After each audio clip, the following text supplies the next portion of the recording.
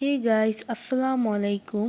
আজকে আমরা নারায়ণগঞ্জ থেকে মিরপুর চিড়িয়াখানায় চলে গেলাম। আর আম্মু আজ সকালে রান্না করেছিল পোলাও এবং রোস্ট চিড়িয়াখানায় নেওয়ার জন্য। সেখানকার খাবারের মান খুবই জঘন্য। আগেরবার আমরা গিয়েছিলাম, তাই আমার আম্মু আবার রান্না করে নিয়ে গিয়েছিল, সাথে আমরা পিকনিকও করতে পারলাম। তারপর আমি চিড়িয়াখানায় যেয়ে দেখতে পেলাম খুবই কম প্রাণী এবং ধরতে গেলে সব খাঁচাই খালি ছিল। বাচ্চাদের শেখানোর মতো কোনো প্রাণী ছিল না, সব কমন প্রাণী ছিল যেগুলো বাচ্চারা আগে থেকেই জানে। এবং সেখানে যে দেখতে পেলাম প্রাণীদের হাল খুবই খারাপ। তারা এমনকি প্রাণীদের কোনো খাবার দেয় না, তারা খুবই ক্ষুধার্ত থাকে। ধরতে গেলে তাদের কারণে সবকিছু বিলুপ্ত হয়ে গিয়েছে। এবং এখানে একটি গন্ডার ছিল, তাকে একা রাখা হয়েছিল। তার খুবই কষ্ট হচ্ছিল এবং সে খুবই কান্না করছিল এবং তার নাক দিয়ে খুবই সর্দি পড়ছিল। আমার দিকে খুবই খারাপ লেগেছে। তার পাশেই আবার ছিল অনেক জলহস্তি। সেখানে অনেক জলহস্তি ছিল, তাদের দিকে তাকিয়ে তাকিয়ে খুবই কান্না করছিল।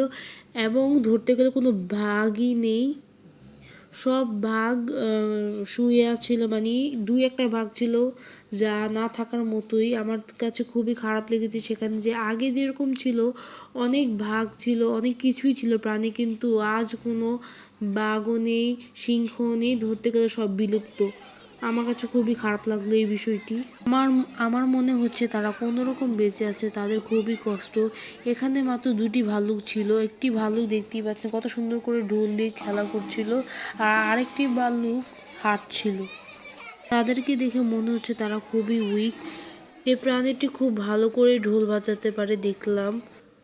এটা হচ্ছে আবার রেসাস বানর। দেখুন, এই খাঁচা খুবই কম বানর ছিল, আপনারা দেখতে থাকুন। তারা কিন্তু পারতো তাদের একটু যত্ন করতে। তারা এমনকি খাঁচার ভিতরে কোনো পানিও দেয় না। বানরগুলো খুবই কষ্ট। এবং এখানে একটি লোনা পানির কুমির ছিল। কুমিরের পানিটা খুবই ময়লা ছিল, কোনো কুমির দেখা যাচ্ছিল না। একটি কুমির একটু দেখা গিয়েছিল, বেশিরভাগ দেখলাম হালকা একটু একটু পাখি বেঁচে আছে। এখানে একটি বানর ছিল, দেখুন আপনারা কিভাবে আওয়াজ করছে। এই প্রাণীটি পুরো চিড়িয়াখানা মাতিয়ে তুলেছে এবং সব প্রাণীকে আমার লেগেছে আধা মরা। এই প্রাণীটি খুবই চিল্লাতে পারে, আপনারা দেখুন কিভাবে চিল্লাচ্ছে।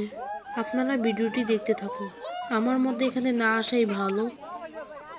যতটুকু সম্ভব আমি আপনাদেরকে ভিডিও করে দেখানোর চেষ্টা করেছি। আপনারা লাইক কমেন্ট করবেন এবং সাবস্ক্রাইব করতে ভুলবেন না। প্লিজ সাপোর্ট করবেন।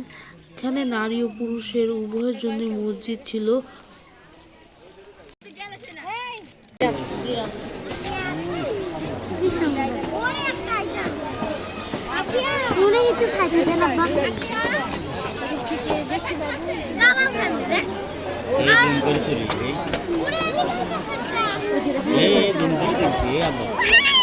বাবু একটু বাবুটাকে দেখতে দাও। দেখছো দেখছো, এই দেখো কত বড় জিরাফ। আজ এই পর্যন্তই। আল্লাহ হাফেজ।